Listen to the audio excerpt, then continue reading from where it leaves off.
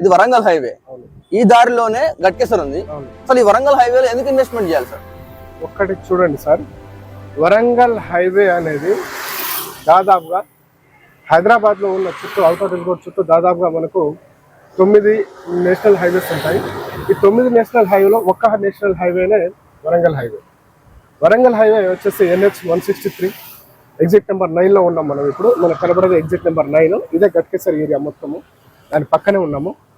So Ghatkesar చూడండి, 2015లో గట్కేసర్ అనేది ఒక విలేజ్. 2020లో గట్కేసర్ అనేది ఒక మున్సిపాలిటీ ఏరియా.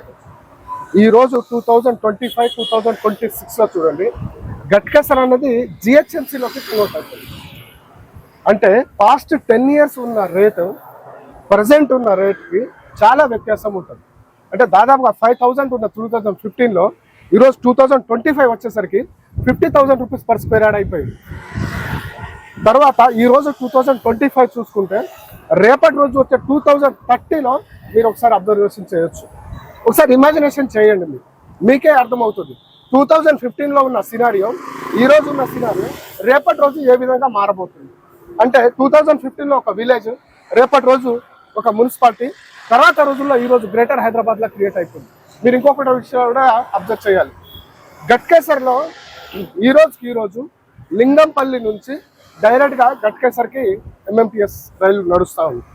ఇంకోటి కూడా మీరు అబ్జర్వ్ చేయాలి, సికింద్రాబాద్ తర్వాత అతిపెద్ద జంక్షన్ చెర్లపల్లి తర్వాత గట్కేసర్ అనేది ఒక జంక్షన్ కాబోతుంది.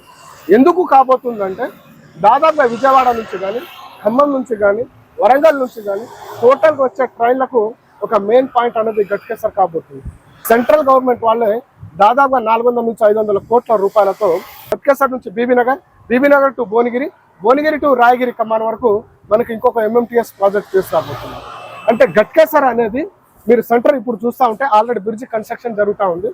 గట్కేసర్ నుంచి మనకి ECL పోవడానికి, గట్కేసర్ నుంచి Warangal highway, Ghatkesar to Uppal Boduppal, Ghatkesar to Vijayawada highway. So ఈ అన్ని హైవేలకు మెయిన్ సెంటర్ అనేది గట్కేసర్ కాబోతుంది.